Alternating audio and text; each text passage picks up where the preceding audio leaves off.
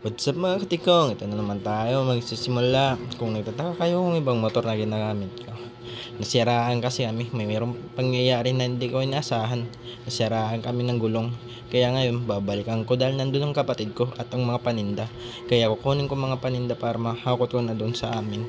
Kaya mga katikong, samahan ninyo ako. Shout out pala kay Iberin Matila, Jabinic Labungray at Robert Matila GR. Thank you po. Kaya kayo mga katiko, kung gusto niyo magpa-shoutout, comment na lang.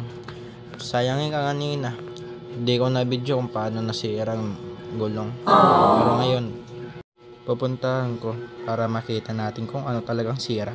Kaya ngayon, nandito na ako, malapit na ako. Yan o, naghihintay nga ang kapatid ko eh. Kanina pa siya diyan eh. Pero sa wakas nakapunta rin tayo dito eh. Yan o. Yung tignan yung mga rayos tanggal.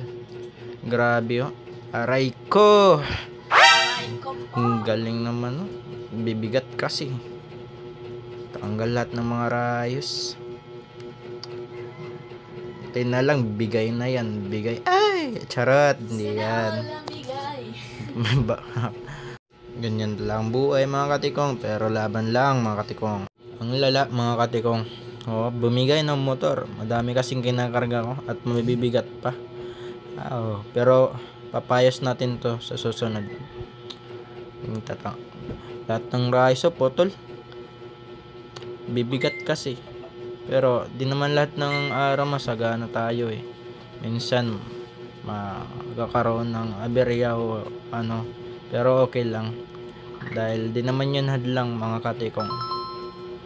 Kaya ngayon mga katikong, kukunin na namin lahat ng gamit at papunta na doon para isimula na sa pagtitinda.